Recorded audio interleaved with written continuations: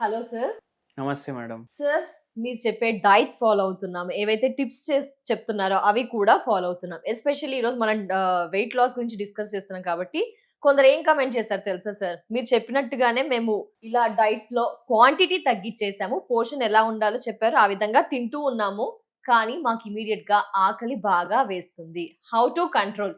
ఏ విధంగా కంట్రోల్ చేసుకోవాలి అని వారి క్వెషన్ రైజ్ చేశారు సార్. ఒక 2, 3 కామెంట్స్ ఇలా ఇంకెక్కువగానే చూసాము. ఏంటి సార్ మీరు చెప్పింది మరి 2, 3 నెలలైతే చేయగలిగాం గానీ అంతకంటే ఎక్కువ మా వల్ల కావట్లేదు. ఏ విధంగా కంట్రోల్ చేయాలి? ఇంకా ఏమైనా చెప్తారా? ఏంది అంటే ఇప్పుడు మనం ఒకటి అర్థం చేసుకోవాలి. మనకు వెయిట్ లాస్ గావాలి అంటే మనకు ఫ్యాట్ లాస్ గావాలి. హ్మ్. ఫ్యాట్ లాస్ గావాలి అంటే మనం ఏం చేయాలి? మనం కార్బోహైడ్రేట్ తక్కువ తినాలి. కార్బ్స్ అవును. ఇప్పుడు ఈ కార్బోహైడ్రేట్ అంటే ఏంది? రైస్, చపాతీ. మైదా రిలేటెడ్ నూడిల్స్. మైదా పిండి అయితే అది జీరో. పాయిజన్ పిండి అది. మైదాకి జీరో సార్. అయితే పాయిజన్ అని చెప్పేసారు. పాయిజన్ పిండి. మైదా సో, పిండి is equal Chetan to Raj గారి డైట్ లో వెయిట్ లాస్ అలా అనుకున్నాను. మైదా ఫుడ్స్ తినకూడదు.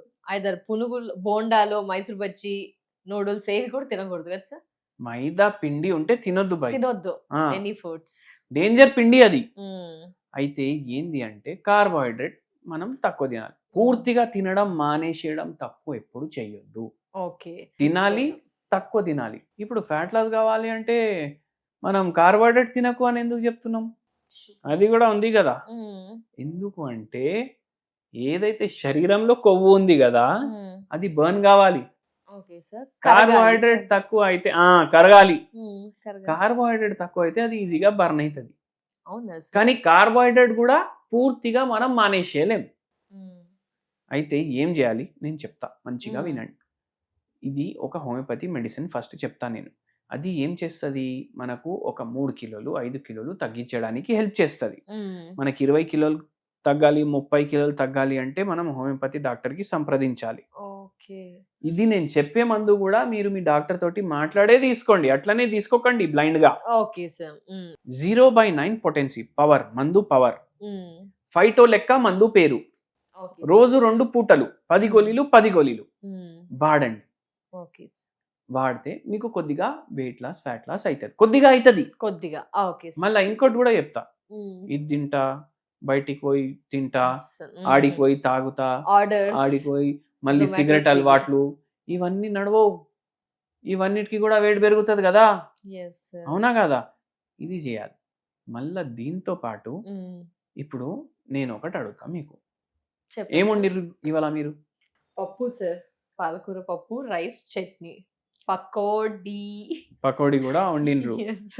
అయితే ఇప్పుడు ఈ పాలకూర పప్పు మీరు ముద్దపప్పు లాగా చేసిండ్రా, లేదు అంటే ఇట్లా లిక్విడ్ లాగా చేసిండ్రా? సమ్మర్ అని కాస్త లిక్విడ్ గా సార్. సమ్మర్ అని లిక్విడ్ అని మీరు అంటున్నారు కదా. ఇప్పుడు ఏమైతుంది? అది మొత్తం గిన్నె నిండుతుంది ఆ పప్పుతోటి, మీరు చేసిన పప్పుతోటి. 10 మంది కూడా తినొచ్చు. కానీ దాంట్లో పప్పు ఎంత వేస్తారు మీరు? ఒక 2 చిన్న గ్లాసులు వేస్తారు. అవును. ఒక మీల్లా మీరు మంచిగా ముద్దపప్పు చేసి రైస్ తోటి ఎంత, ఇప్పుడు రైస్ ఎంత తింటే మన వీడియో ఏదైనా వెయిట్ లాస్ లేపి చూడండి, ఎంత తినాలనిపిస్తే దానికి సగం తినండి. అవునా కదా? సగం రైసే తీసుకున్నాం, తినేసినాం.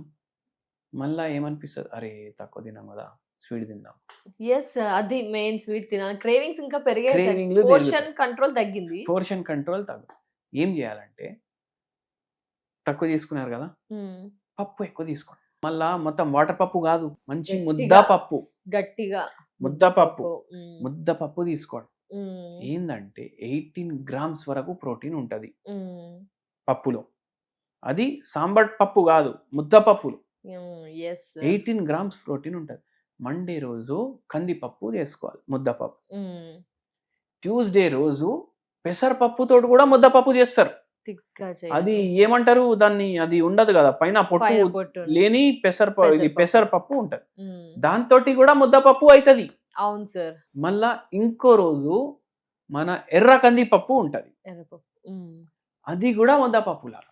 మళ్ళా ఈ ముద్దపప్పులు చేసేటప్పుడు మీరు ఇంకోటి మైండ్ లో ఏం పెట్టుకోవాలంటే, ఒకరోజు పాలకూర వేయాలి, ఒకరోజు గోంగూర వేయాలి, మళ్ళా ఇంకో రోజు కొనగంటి కూర వేయాలి.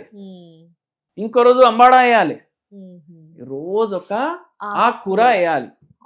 రోజు ఒక ఆకుకూర. ఇప్పుడు ఏమేం పోతుంది? ఫైబర్ పోతుంది, ప్రోటీన్ పోతుంది, కార్బ్ తక్కువ అవుతుంది, రైస్ తక్కువ చేసినాం కాబట్టి. మళ్ళా నైట్ చపాతీ తింటారు, దాని బదులు జొన్న రొట్టె తినండి, కాంప్లెక్స్ కార్బోహైడ్రేట్ పోతుంది. ఈ ముద్ద పప్పులతోటి రోజు ఒక పప్పు, రాజ్మా ఉంటది, చోలే ఉంటది, నల్ల శనగలు ఉంటాయి, ఇన్ని ఉంటాయి. రోజుకి ఒక పప్పు, రోజుకి ఒక పప్పు. ఇప్పుడు రోజుకి ఒక పప్పు సుధరైస్తలేదు అంటే 2 పప్పులు మిక్స్ చేసి చేసేయండి. 5 పప్పులు కూడా మిక్స్ చేసి దాల్ తయారు చేస్తారు. పంచవటి దాల్ అంటారు దాన్ని. మనం ఢిల్లీకి పోతే దొరుకుతుంది మనకు పంచవటి దాల్ మిక్సింగ్. అట్లా చేయడం వల్ల ఏమైతుంది? ప్రోటీన్ ఎక్కువ అవుతుంది, ఇన్ఫ్లమేషన్ పెరుగుతుంది బాడీలో. ఇన్ఫ్లమేషన్ పెరుగుతుంది. ఎప్పుడు పెరుగుతుంది ఇన్ఫ్లమేషన్? ఎప్పుడైతే షుగర్ ఎక్కువ అవుతుంది. ఇప్పుడు మనం షుగర్ తక్కువ చేస్తాం, షుగర్ అంటే కార్బోహైడ్రేట్ బై. షుగర్ తక్కువ చేయడం వల్ల ఏమైతుంది? ప్రోటీన్ పెరుగుతుంది. ఎందుకంటే పప్పులు తింటున్నాం, ఫైబర్ ఎక్కువ పోతుంది, పప్పులు తింటున్నాం. ఆటోమేటిక్లీ ఇన్ఫ్లమేషన్ తగ్గుతుంది బాడీలో. ఇన్ఫ్లమేషన్ ఇప్పుడు ఇన్ఫ్లమేషన్ అంటే ఉబ్బిపోవడం, అది తగ్గుతుంది. బి కాంప్లెక్స్ పోతుంది. క్రేవింగ్ ఎట్లా తగ్గుతుంది అంటే దీంట్లో ఫైబర్ ఇంకా ప్రోటీన్ ఉంది కదా, ఇది గ్లైసిమిక్ ఇండెక్స్ దీనికి తక్కువ ఉంటుంది, మెల్లగా డైజెస్ట్ అవుతుంది. మెల్లగా డైజెస్ట్ అయితే ఏమైతుంది?